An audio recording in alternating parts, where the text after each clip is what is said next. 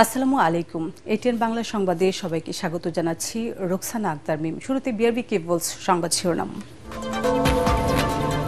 দেশে ও বিদেশে জব্দকৃত লুটের প্রায় 2 লাখ কোটি টাকা দরিদ্র জনগোষ্ঠীর জীবনমান উন্নয়নে ব্যবহার হবে জানালেন গভর্নর। 125 জন অর্থ পাচারকারী চিহ্নিত শফিকুল আলম।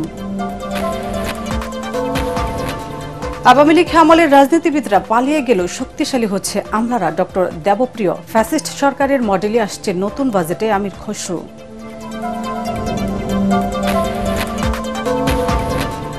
ফ্যাসিবাদী আওয়ামী লীগের সাথে কোনো আপোষ নয়, হুঁশিয়ারি নজরুল ইসলাম খানের। অন্তর্বর্তী সরকারকে ডিসেম্বরের মধ্যে নির্বাচন দেওয়ার আহ্বান।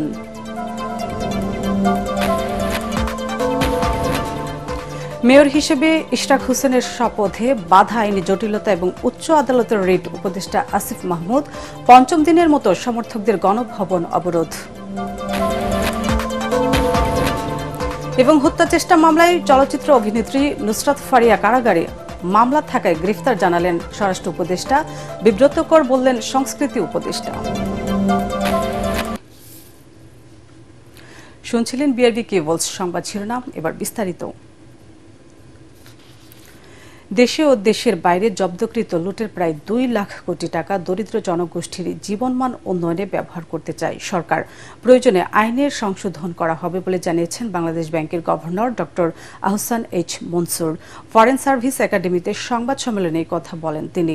এ সময় প্রধান উপদেষ্টার প্রেস সচিব শফিকুল আলম জানান, বর্তমানে বাংলাদেশ ব্যাংকের 1,30,000 কোটি টাকা বেশি মূল্যর স্থাবর সম্পত্তি ও 42,600 কোটি টাকার বেশি নগদ অর্থ জব্দ করা আছে।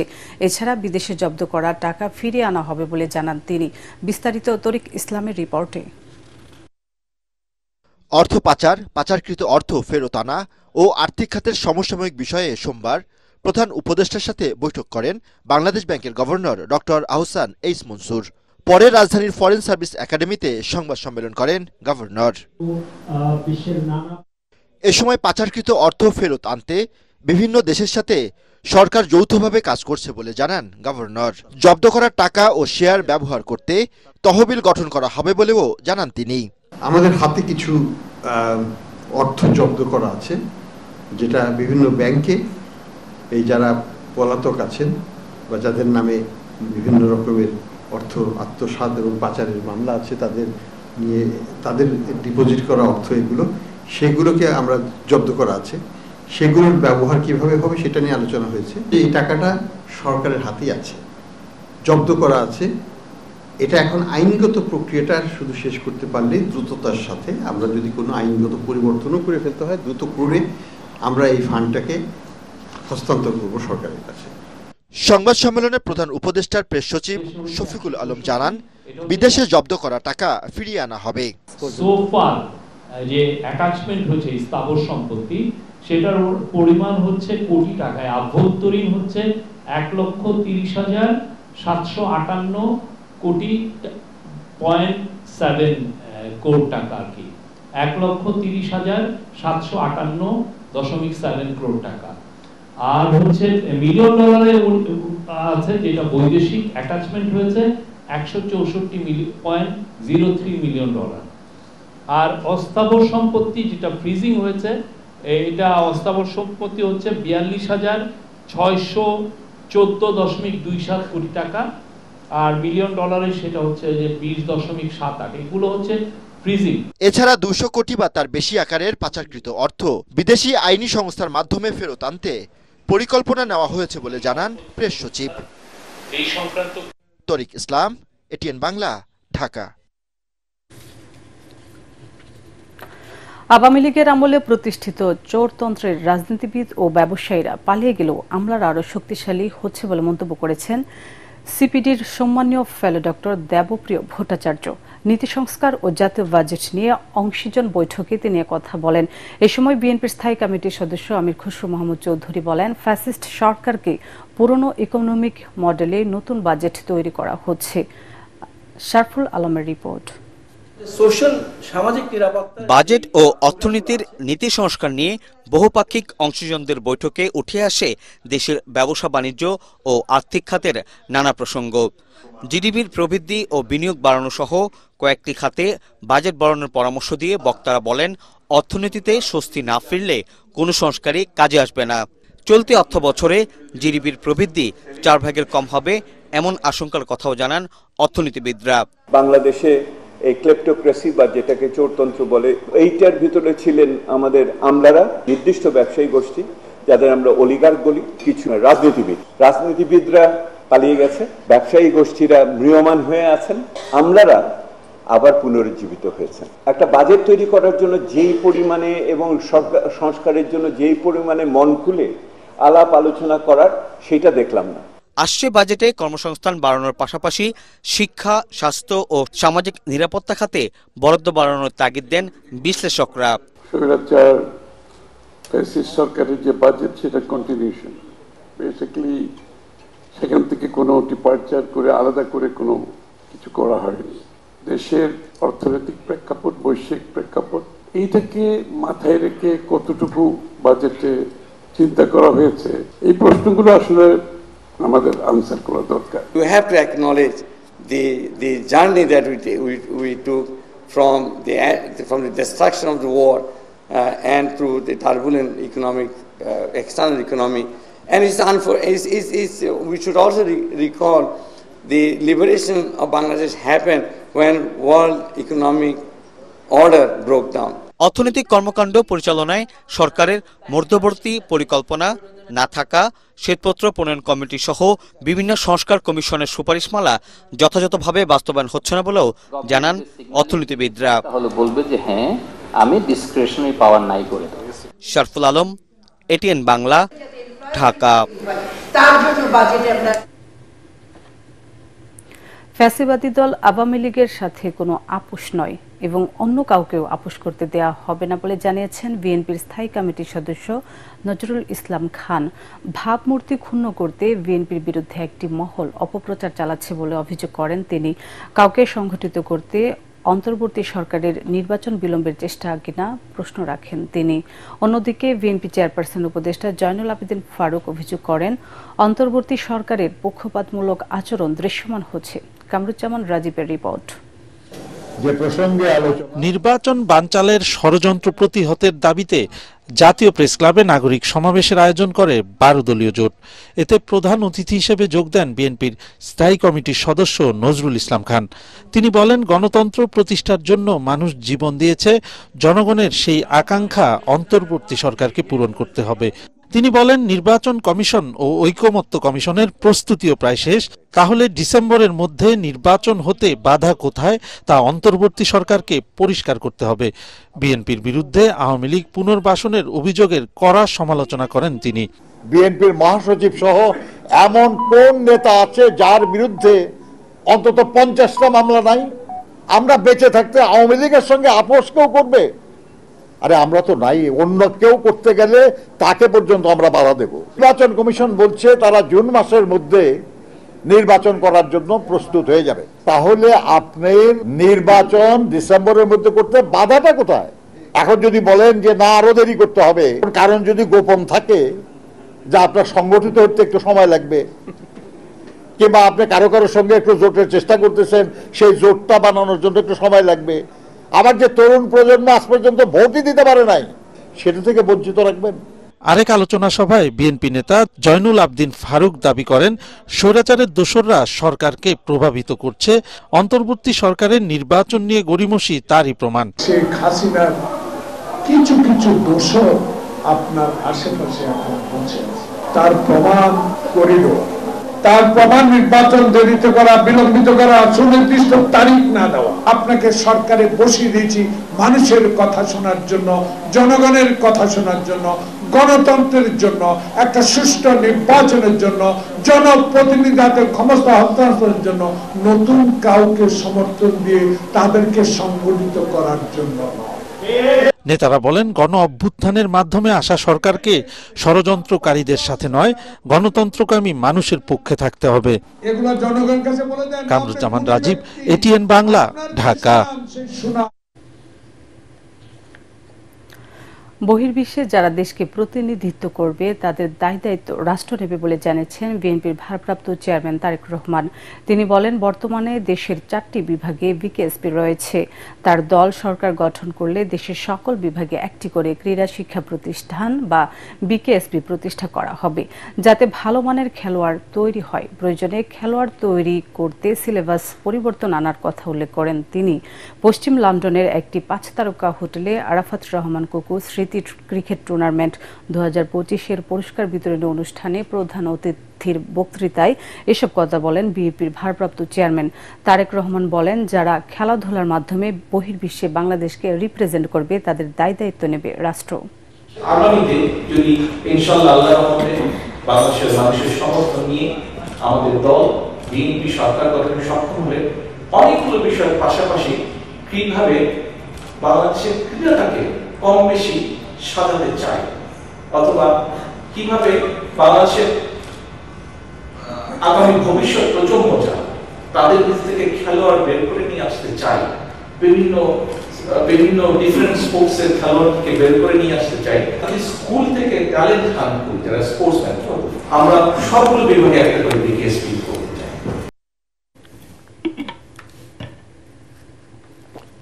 আইনি জটিলতা এবং উচ্চ আদালতের রিট থাকায় এখনই ইশরাক হোসেনকে শপথ পড়ানো সম্ভব নয় বলে জানিয়েছেন স্থানীয় সরকার উপদেষ্টা আসিফ মাহমুদ সজীব ভুইয়া। জনভোগান্তি হয় এমন কর্মসূচি না করার আহ্বান জানান তিনি। এদিকে ইশরাক হোসেনকে মেয়রের দায়িত্ব বুঝিয়ে দেওয়ার দাবিতে নগর ভবনের সামনে ব্লকেট কর্মসূচি পালন করেন তার সমর্থকরা। এতে বন্ধ হয়ে যায় নগর ভবনের দৈনন্দিন কার্যক্রম। আরও জানাচ্ছেন মুশফিকুর রহমান।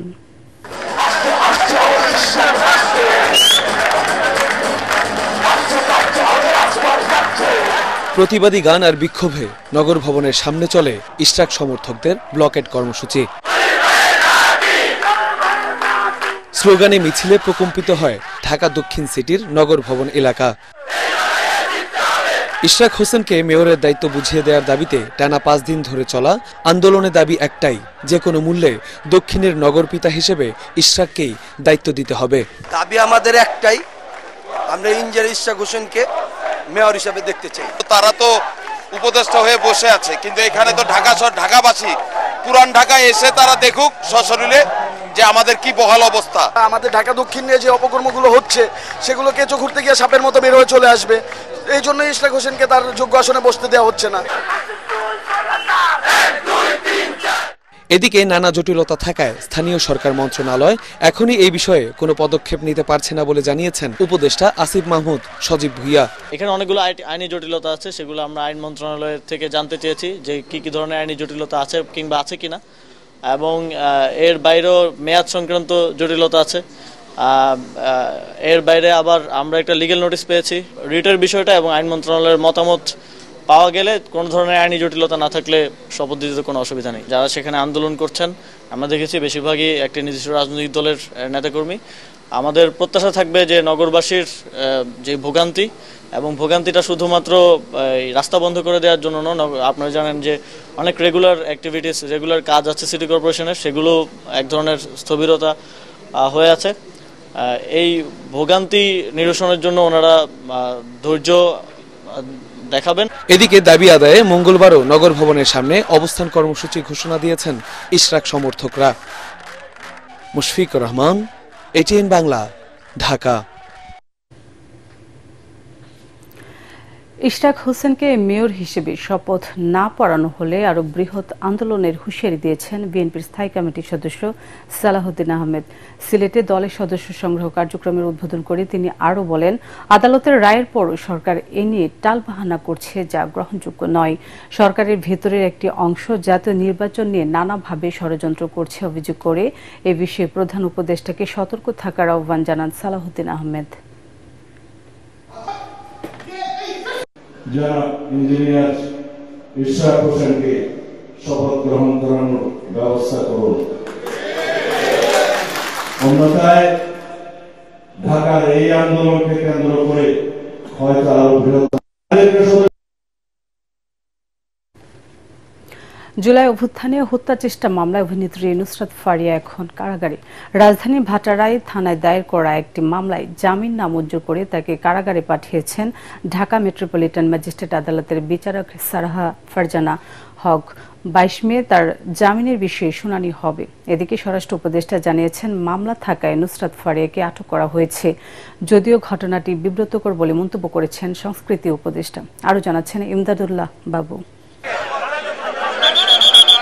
রাজধানীর ভাটারা থানার হত্যা চেষ্টা মামলায় ঢাকায় চলচ্চিত্রের হার্টথ্রব অভিনেত্রী নুসরাত ফারিয়াকে কড়া পুলিশি প্রহরায় ডিবি অফিস থেকে আনা হয় ঢাকা মেট্রোপলিটন ম্যাজিস্ট্রেট আদালতে। কিছু সময় হাজতখানায় রাখার পর আদালত পাড়ায় উৎসুক জনতার ভিড় ঠেলে তাকে তোলা হয় এজলাসে। এ সময় রাষ্ট্রপক্ষের আইনজীবী নুসরাত ফারিয়াকে ফ্যাসিস্টদের দোসর আখ্যা দিয়ে শুনানি শুরু করেন। তদন্ত কর্মকর্তার চাহিদার প্রেক্ষিতে তাকে কারাগারে আটকে রাখার আবেদন করেন তিনি। অন্যদিকে ফারিয়ার বিরুদ্ধে আনা অভিযোগ মিথ্যা ও বানোয়াট দাবি করে জামিন চান তার আইনজীবীরা। তদন্তকারী কর্মকর্তাকে তার বিষয়ে আরো কাগজপত্র সহ আরো তথ্য প্রমাণ সহ তাকে জামিন শুনানির বিষয়টা করার জন্য প্রতিবেদন দেওয়ার জন্য আগামী 22 তারিখ নির্ধারণ করা হয় এবং আজকে তাকে সিডব্লিউ মূলে জেল হাজতে পাঠানো করা হয়। রাজনৈতিক দলের কোনো সম্পৃক্ততা বা সদস্য উনি ছিলেন না এবং এই ঘটনার সাথে তার কোনো সম্পৃক্ততা নেই। উনি দেশেই ছিলেন না এবং কোনো তথ্য প্রমাণ বা কিছু পুলিশ করতে পারেনি। এদিকে মামলা থাকায় অভিনেত্রী নুসরাত ফারিয়াকে গ্রেফতার করা হয়েছে বলে সচিবালয় ব্রিফিংয়ে জানিয়েছেন স্বরাষ্ট্র উপদেষ্টা জাহাঙ্গীর আলম চৌধুরী। নির্দোষ প্রমাণ হলে তাকে ছেড়ে দেওয়া হবে বলেও জানিয়েছেন তিনি। ওনার এগেইনস্টে তো আমরা ইনভেস্টিগেশন তো শেষ হয়নি, এখন তার নামে যদি কেস থাকে আপনি কি করবেন? আপনি তো আবার যদি ছেড়ে দিলে আবার আপনি কিন্তু বলবেন স্যার আপনি ছেড়ে দিয়েছেন। অপরদিকে নিজের ফেসবুক পেজে দেয়া এক পোস্টে এই ঘটনায় বিরক্তি প্রকাশ করেছেন সংস্কৃতি বিষয়ক উপদেষ্টা মোস্তফা সরোয়ার ফারুকী। এতে তিনি বিব্রত বলেও উল্লেখ করেন। রোববার থাইল্যান্ড যাওয়ার সময় হযরত শাহজালাল আন্তর্জাতিক বিমানবন্দর থেকে নুসরাত ফারিয়াকে গ্রেফতার করে ইমিগ্রেশন পুলিশ। ইমদাদুল্লাহ বাবু, ATN বাংলা, ঢাকা। জুলাই গণহত্যার সাথে সরাসরি জড়িতদের আইনের আওতায় না এনে চিত্রনায়িকা নুসরাত ফারিয়ার গ্রেপ্তার ও পরবর্তীতে তাকে কারাগারে পাঠানোর আদেশ বিচার প্রক্রিয়াকে প্রহসনে পরিণত করেছে বলে মন্তব্য করেছেন জাতীয় নাগরিক পার্টি এনসিপি। গণমাধ্যমে পাঠানো এক বিবৃতিতে দলটি আরও জানায়, বিদ্যমান রাষ্ট্র কাঠামো ও প্রশাসনের মধ্যে থাকা একটি পক্ষ এই ধরনের কর্মকাণ্ডের মাধ্যমে জুলাই গণহত্যা এবং এর বিচার প্রক্রিয়াকে প্রশ্নবিদ্ধ করতে চায়। এসব না করে আগামী জুলাই মাসের মধ্যে জুলাই গণহত্যার বিচার প্রক্রিয়ায় দৃশ্যমান অগ্রগতি দেখতে চায় দলটি। এছাড়াও হরে দৌড়ে মামলা এবং মামলা বাণিজ্যের বিষয়টিকে আমলে নিয়ে মামলা গ্রহণের ব্যাপারে সতর্কতা অবলম্বন করতে আইন শৃঙ্খলা বাহিনীকে আহ্বান জানায় জাতীয় নাগরিক পার্টি এনসিপি। বাংলাদেশ জামায়াতে ইসলামীর মহিলা শাখার নেতাদের সঙ্গে বৈঠক করেছেন ঢাকায় নিযুক্ত ব্রিটিশ হাইকমিশনার সারাহ কুক। সোমবার ঢাকার ব্রিটিশ হাইকমিশন এক বার্তায় এ তথ্য জানিয়েছে। বার্তায় উল্লেখ করা হয়, ঢাকায় নিযুক্ত British high commissioner Sarah Cooke Bangladesh Jamaat-e Islami মহিলা শাখার নেতাদের সাথে সাক্ষাৎ করেন। তারা তাদের সম্প্রদায়ের সম্পৃক্ততা এবং তাদের সদস্যদের জন্য সবচেয়ে গুরুত্বপূর্ণ নীতিগত বিষয়গুলো নিয়ে আলোচনা করেছেন। বিশ্ব রেকর্ড গড়ে এভারেস্ট জয় করলেন বাংলাদেশের পার্বত্যারোহী ইকরামুল হাসান শাকিল। সপ্তম বাংলাদেশী হিসেবে বিশ্বের সর্বোচ্চ পর্বত শৃঙ্গে ওঠার কৃতিত্ব অর্জন করলেন তিনি। C2 সামিট শীর্ষক শাকিলের এভারের অভিযান ছিল পায়ে হেঁটে সবচেয়ে কম সময়ে সমুদ্রপৃষ্ঠ থেকে এভারেস্ট জয়ের বিশ্ব রেকর্ড। কক্সবাজার থেকে পায়ে হেঁটে 84 দিনে দ্রুততম সময়ে 1300 কিলোমিটার পথ পাড়ি দিয়ে এভারেস্টের শিখরে পৌঁছান তিনি। বিশ্ব রেকর্ড করে এভারেস্টে আরোহণ শেষে ক্যাম্প 4-এ ফিরেছেন ইকরামুল হাসান শাকিল। সুষ্ঠু নির্বাচনের জন্য যেসব জরুরি সংস্কার দরকার তা গুরুত্বের সাথে করতে অন্তর্বর্তী সরকারকে তাগিদ দিয়েছে বাংলাদেশের কমিউনিস্ট পার্টি সিপিবি। জাতীয় ঐকমত্য কমিশনের বৈঠক শেষে সাধারণ সম্পাদক রহিন হোসেন প্রিন্স বলেন, প্রয়োজনীয় সংস্কার করে জাতীয় নির্বাচনের আয়োজন এখন প্রধান কাজ। বড় সংস্কারগুলো নির্বাচিত সরকারের করাই ভালো। এ সময় আওয়ামী লীগের বিষয়ে সিপিবির এই শীর্ষ নেতা জানান, যে দল 24-এ নির্মম হত্যাকাণ্ড চালিয়েছে তাদের নির্বাচনে অংশ নেওয়ার নৈতিক অধিকার নেই। সুষ্ঠু, গ্রহণযোগ্য, অবাধ নির্বাচন করা। তার জন্য যা যা সংস্কার করা দরকার, যেমন ধরেন টাকার খেলা কিভাবে বন্ধ করা যাবে, ভয়ের রাজত্ব থাকবে না, ভোটে দাঁড়ানো, ভোট দেওয়ার সমধিকার নিশ্চিত হবে, সেই আলোচনাগুলোর জন্য কি কি করা দরকার সেইটা আলোচনায় আনেন। তাইলে জনগণ পার্টিসিপেট করেই মানুষ মনে করবে যে একটা ভালো ইলেকশন, এর আগের সরকার নির্বাচন ব্যবস্থাকে ধ্বংস করেছে, এরা সেইটাকে পুনরুদ্ধার করে যেতে চায়, সেটা করতে পারে। জামালপুর সমিতি ঢাকার আয়োজনে রবীন্দ্র নজরুল জন্মবার্ষিকী উদযাপন করা হয়েছে। জাতীয় জাদুঘরের প্রধান মিলনায়তনে আয়োজিত অনুষ্ঠানে রবীন্দ্রনাথ ঠাকুর ও কাজী নজরুল ইসলামের জীবন ও সাহিত্য নিয়ে আলোচনা করেন গবেষকরা। এরপর সাংস্কৃতিক অনুষ্ঠানের আয়োজন করা হয়। রবীন্দ্রনাথ ঠাকুরের লেখা নিয়ে আলোচনা করেন ঢাকা বিশ্ববিদ্যালয়ের বাংলা বিভাগের অধ্যাপক তারিক মঞ্জুর।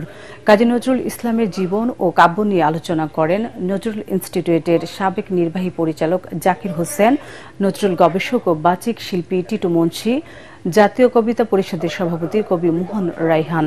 অনুষ্ঠানে জামালপুর জেলা সমিতির সাংগঠনিক সম্পাদক নজরুল ইসলাম দুলাল, অন্যান্য সদস্য সহ বিশিষ্ট ব্যক্তিরা উপস্থিত ছিলেন। ভারত সরকার নিষিদ্ধ করায় বেনাপোল স্থলবন্দরে আটকা পড়েছে রপ্তানিমুখী গার্মেন্টস মালামাল সহ বিভিন্ন পণ্যের শতাধিক ট্রাক। এর মধ্যে বন্দরের ভেতরে আছে 36টি ট্রাক। বাকি ট্রাকগুলো বন্দরের বাইরে অবস্থান করছে। ভারতের নতুন নির্দেশনার ফলে দুদেশের বাণিজ্যিক সম্পর্ক ও আমদানি রপ্তানির গতিপথে প্রভাব ফেলতে পারে বলে মনে করছেন সংশ্লিষ্টরা। এর আগে আকাশপথে তৃতীয় দেশে পণ্য রপ্তানির ক্ষেত্রে বাংলাদেশকে দেয়া ট্রান্সশিপমেন্ট সুবিধা গত মাসে হঠাৎ বন্ধ করে দেয় ভারত। একের পর এক এই সিদ্ধান্তে ক্ষতির আশঙ্কায় বাংলাদেশের রপ্তানিকারক ও ব্যবসায়ীরা। বেনাপোল বন্দর দিয়ে প্রতিদিন 200 থেকে 250 ট্রাকের মাধ্যমে বিভিন্ন ধরনের পণ্য রপ্তানি হয়ে থাকে ভারতে। এবার খেলার খবর।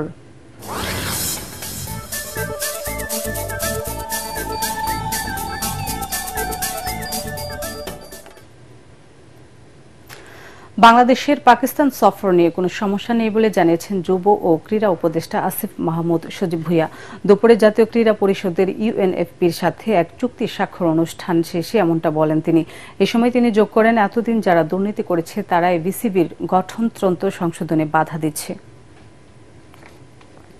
পাকিস্তান সফরের ব্যাপারে বিসিবি এনএসসি থেকে জানতে চেয়েছিল যে সরকারের এটা কি, তারপর এনএসসি থেকে যোগাযোগ করা হয়েছে পাকিস্তান এম্বাসির সাথে এবং সেখান থেকে আমাদেরকে ইতিবাচক রিভিউ দেওয়া হয়েছে যে এখন আমরা যেতে পারি। তবে আমরা বিসিবিকে একটা নির্দেশনা বা দিয়েছি যাতে সীমান্তবর্তী স্টেডিয়াম যাতে অ্যাভয়েড করা যায়।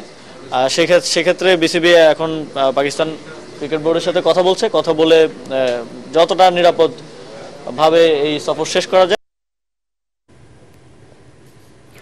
ফুটবল নিয়ে চিন্তা দূর হয়েছে বাংলাদেশ ফুটবল ফেডারেশন বাফুফের। এ ব্যাপারে ফুটবল প্রস্তুতকারী জাপানি প্রতিষ্ঠান মল্টেন কর্পোরেশনের সঙ্গে 3 বছরের চুক্তি করেছে বাফুফে। প্রতি বছর 4,000 করে 3 বছরে মোট 12,000 ফুটবল দেবে তারা বাফুফেকে। অফিসিয়াল ফুটবল পার্টনার হিসেবে বাফুফে ভবনে চুক্তি স্বাক্ষর করেন বাফুফের সহসভাপতি ও মার্কেটিং কমিটির চেয়ারম্যান ফাহাদ করিম এবং মল্টেন কর্পোরেশনের Asian group leader Takashi Ozaki.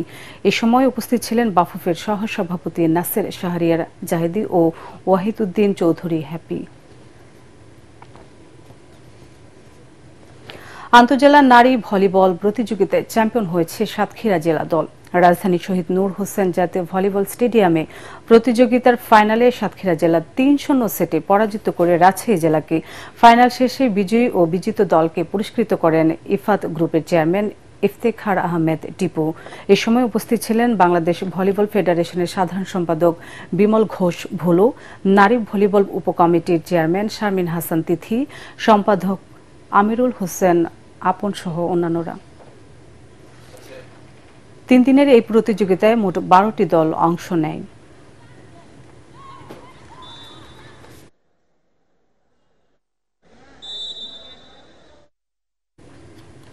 শেষ করার আগে বিআরবি কেবলস সংবাদ শিরোনাম আরেকবার। দেশে বিদেশে জব্দকৃত লুটের প্রায় 2 লাখ কোটি টাকা দরিদ্র জনগোষ্ঠীর জীবনমান উন্নয়নে ব্যবহার হবে জানালেন গভর্নর। 125 জন অর্থ পাচারকারী চিহ্নিত শফিকুল আলম। আওয়ামী লীগ আমলের রাজনীতিবিদরা পালিয়ে গেল শক্তিশালী হচ্ছে আমলারা। ডক্টর দেবপ্রিয়, ফ্যাসিস্ট সরকারের মডেলেই আসছে নতুন বাজেট, আমির খসরু। ফ্যাসিবাদী আওয়ামী লীগের সাথে কোনো আপোষ নয়, হুঁশিয়ারি নজরুল ইসলাম খানের। অন্তর্বর্তী সরকারকে ডিসেম্বরের মধ্যে নির্বাচন দেওয়ার আহ্বান।